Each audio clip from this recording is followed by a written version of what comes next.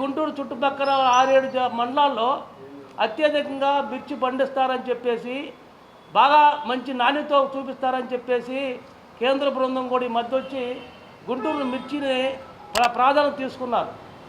అందువల్ల ఈ నేపథ్యంలో మేము రైతు సంఘం తెలియజేసేదంటే, ఈ యొక్క రైతుకు సంబంధించి ఎగుమతి లేవని చెప్తున్నారు. ఎగుమతి లేకపోతే ప్రత్యామ్నాయ మార్గం చూడాలి. ఇవాళ కారం మిల్లు 25% ఇవాళ వ్యాపారం జరుగుతుంది. అదేవిధంగా ప్రాసెసింగ్ యూనిట్లు కొత్తవి పెట్టాలా. వాళ్ళకి ప్రోత్సాహం ఇచ్చినట్లయితే రైతుకు గిట్టుబాటు ధర వచ్చే అవకాశం ఉంటుంది. ఇవాళ కేంద్ర సహాయ మంత్రి పెమ్మసాని చంద్రశేఖర్ గారు ఉన్నారు, వచ్చి పర్యటన చేసిపోతున్నారు. అచ్చెన్నాయుడు గారు మార్కెటింగ్ శాఖ వ్యవసాయ మంత్రి గారు ఆయన పర్యటన చేసిపోయారు. కానీ వీళ్ళెవరు ఇప్పటి వరకు కూడా దాని మీద పూర్తిగా నిఘా పెట్టి అక్కడ జరుగుతున్న దోపిడీని అరికట్టే పరిస్థితి లేదు. రైతులకు న్యాయం ఎట్లా చేయాలో కూడా వీళ్ళ దగ్గర విధి విధానాలు లేవు. దీనివల్ల భవిష్యత్తులో ఈ జిల్లాలో మిర్చి పంట పండించకపోతే కారమే దొరికే పరిస్థితి ఉండదు. ఇవాళ ఈ సంవత్సరం కనుక 20-25 వేలకు రేటు లేకపోతే మిర్చి రైతులు ఇవాళ ఎకరానికి 2 లక్షల రూపాయలు ఖర్చు పెట్టారు. ఈ రేటు లేకపోతే ఆత్మహత్యలు పెరిగే ప్రమాదం ఉందని చెప్పి మాకు ఇప్పుడే అర్థమవుతుంది.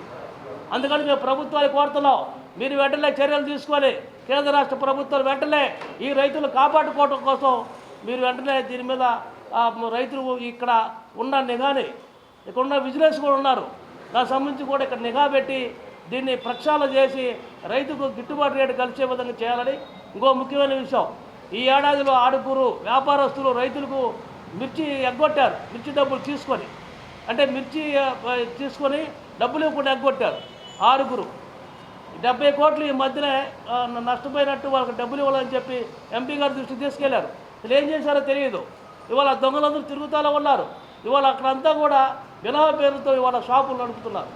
అందువల్ల ఇలాంటి దోపిడిని అరికట్టాలి. రెండోది, మద్దతు ధర చట్టం తీసుకురావాలా. గతంలో పెద్ద ఎత్తున ఆందోళన చేస్తే 2016లో బోనస్ ప్రకటన చేశారు.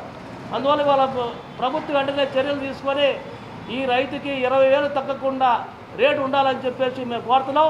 లేని పక్షంలో భవిష్యత్తులో ఆందోళనతో ఈ యొక్క గుంటూరును దిగ్బంధం చేస్తామని చెప్పేసి సందర్భంగా తెలియజేస్తున్నాం.